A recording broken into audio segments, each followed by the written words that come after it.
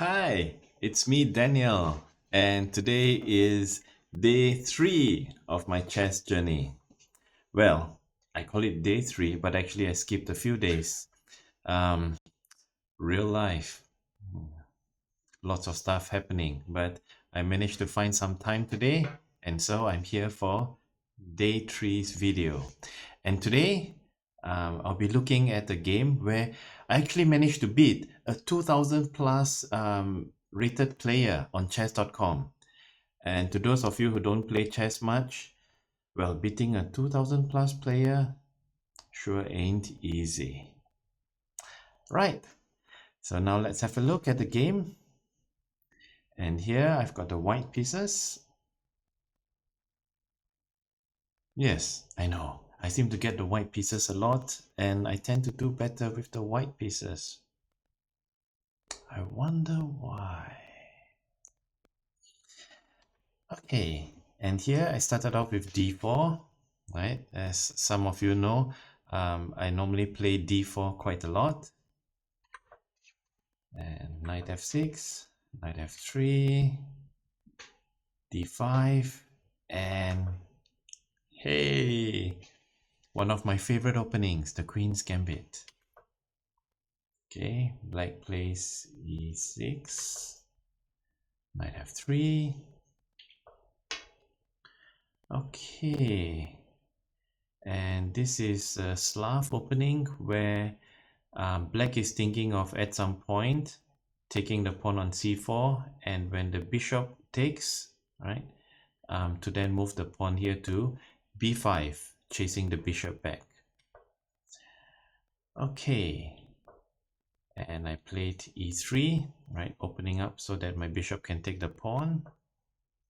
Black plays knight b to d7, and here black plays bishop b4, pinning my knight.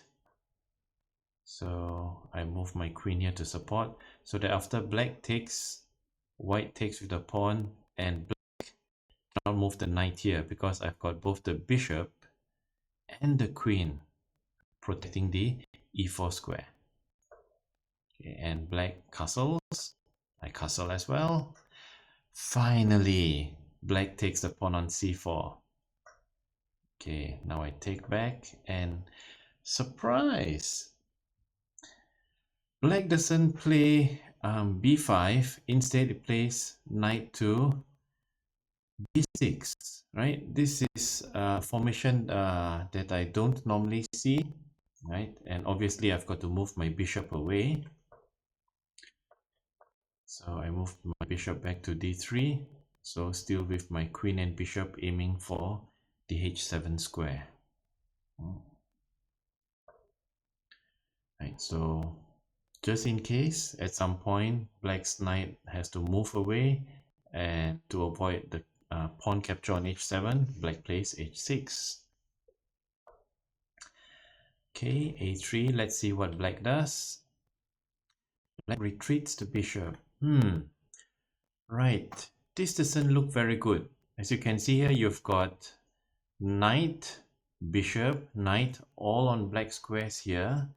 And, you know, it looks like a perfect setup for a pawn fork. Unfortunately, I don't have a pawn on the c file, but I've got a pawn on the e file. So I decided to push my pawn, threatening the pawn fork here, forking the bishop and the knight. Right, so black now has to move the bishop again, right? So I've gained the tempo there. And what was my idea here? I was thinking of this, right, to prevent the pawn push on c5, and I could also move my bishop to b7, so that I've got my bishops and my queen aiming for black's king. Black plays a5, right? So if black takes, white takes, and oops, white would lose the rook. Not a good idea. So I push my pawn, And here I'm hoping that after black takes and then my knight takes, my knight will be in fairly strong position. And if black makes a mistake, I've got all sorts of forks happening in black center.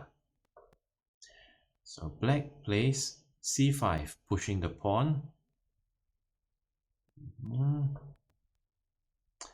And I decided to move my bishop to e3 to support the pawn on d4.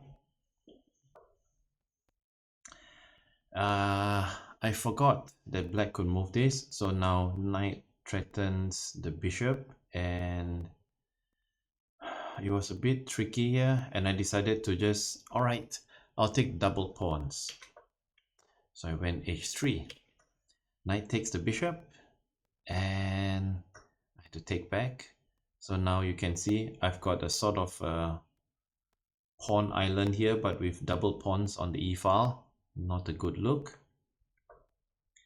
And very good. Black plays the bishop, threatening. Oops. Threatening the e3 pawn. Move my queen over. So now I've got a sort of a battery here on the f7 pawn and protecting the e3 pawn as well. Now black moves the bishop to threaten the pawn. So you've got 1, 2, 3 attackers on the d4 pawn. So I move my pawn. Alright, so now my pawn's a bit safer. You've got pawn and queen attacking it, but I've got a pawn, right, knight and queen protecting the d4 square.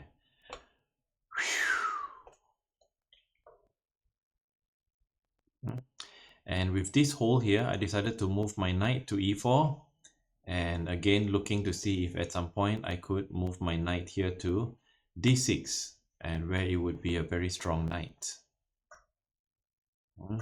Black takes, take back, and black moves his knight to d5, right, where he's got a strong outpost as well.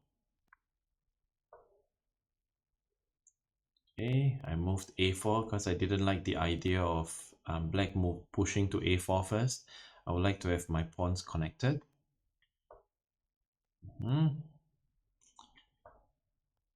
Right, taking advantage of the empty C file.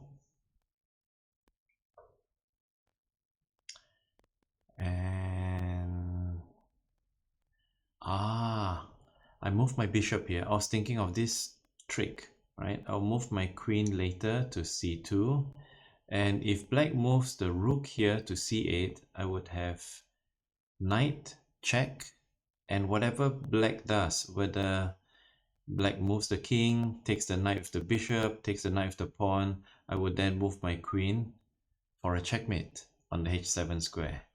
Tricky. Okay. And there you go, I've got a setup. But unfortunately, black saw that and moved the g pawn, so to block the mate on h7.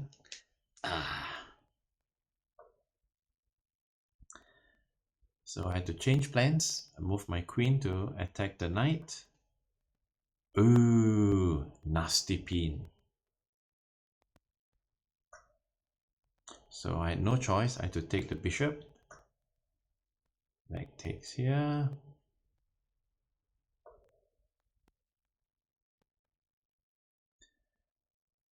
Okay. And here, black trades the bishop for the knight, and then boom, I was surprised by this move. I was like, wait, what? Is black giving me a free queen? Is that like mouse click blunder or something? And then I realized, queen takes queen, and then knight would come down to e2, check, and then it would take the queen back. Oh, that means I've lost a pawn. Oh dear. But I've got a trick up my sleeve. My bishop's attacking his rook on a8. So whack, whack. And now I've got two rooks against black's rook and knight. So yes, I'm down a pawn, but I've got the exchange advantage. Right, so I quickly move my rook down to threaten a pawn here on f7. Okay. Black takes the pawn. Boom! Double rooks on the 7th rank. In an endgame, you don't have to face it. It will kill you. Right, so black tries to defend. Okay, to avoid all sorts of nasty faults, to prevent black from getting its rook out. So I've got both rooks on the open C and D files. So black doesn't have much of a choice. Right, moves the pawns. Okay, now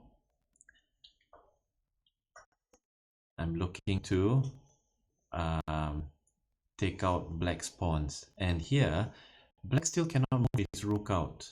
So let's say if black moves the rook here, I move my rook down, checkmate.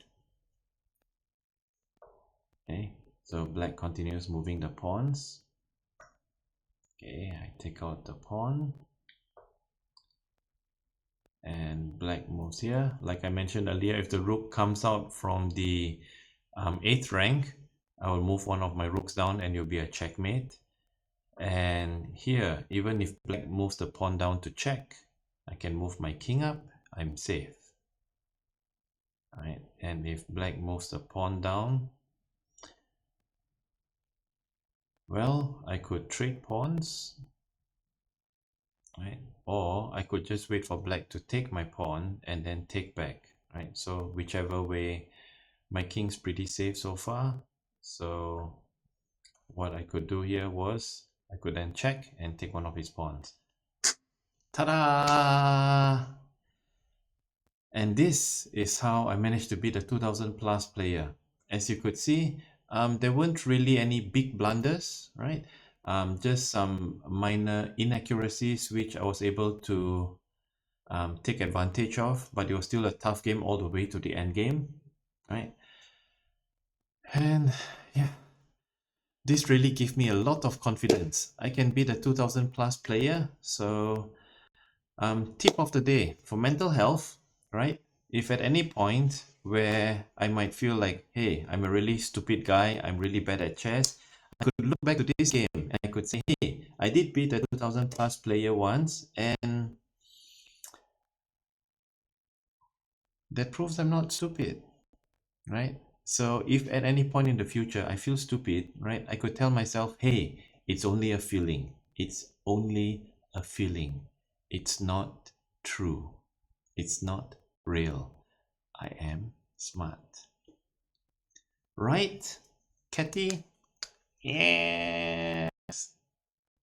Thank you. Okay, and that's it for today's video. Thank you very much for watching. And if you like it, please like and subscribe the video below. Okay, help a young old man YouTuber. Thank you. See you till the next video. Bye.